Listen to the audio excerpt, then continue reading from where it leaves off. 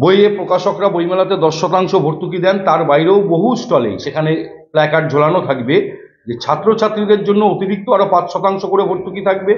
আর আমরা বইমেলা কমিটির পক্ষ থেকে বাংলা বইয়ের ক্রেতা যারা, তাদের প্রথম 10 জন ক্রেতাকে প্রতিদিন 500 টাকার উপরে বাংলা বই কিনলেই 200 টাকা করে বইমেলা কমিটি থেকে ভর্তুকি দেওয়া হবে।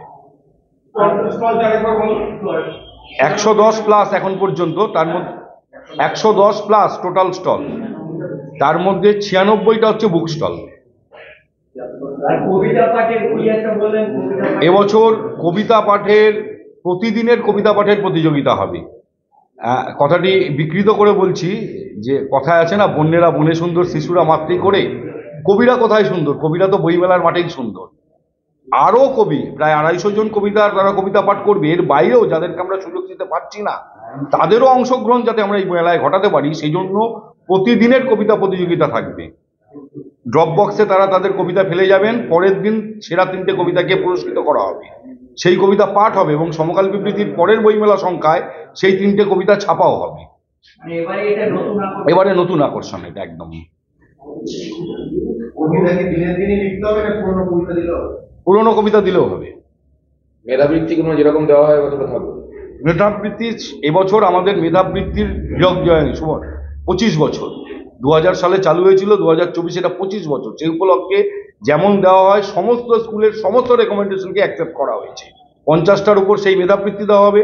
তার বাইরে 4 জনকে অতিরিক্ত, যারা 9, 10, 11, 12 মেধাবৃত্তির প্রাপকদের মধ্যে সর্বোচ্চ নম্বর, তাদের আরও 2600 টাকা করে দিয়ে 5000 টাকা করে দেওয়া হবে। বাংলা এবং ইতিহাস, তার যারা সর্বোচ্চ নম্বর পাবে তাদের আরও 2600 টাকা করে অতিরিক্ত দেওয়া হবে। এবং আমাদের স্কুলের বাইরে কিছু সমাজকর্মীরা কিছু সুপারিশ করেন, একেবারে দুস্থ মেধাবী ছাত্রছাত্রী, স্কুল থেকে কোনো কারণে তার রেকমেন্ডেশন আসেননি বা এই শহরের স্কুলে পড়েন না, তাদের জন্য এরকম 8 জনকে আরও অতিরিক্ত মেধাবৃত্তি দেওয়া হবে। সেটা আমাদের প্রয়াত যারা সংগঠক এই সময়কালের মধ্যে মারা গেছেন, তাদের স্মৃতিতে সেই মেধাবৃত্তি প্রদান করা হবে। টোটাল এখন পর্যন্ত সংখ্যা দাঁড়িয়েছে 62। 20শে ডিসেম্বর গ্রন্থাগার দিবস,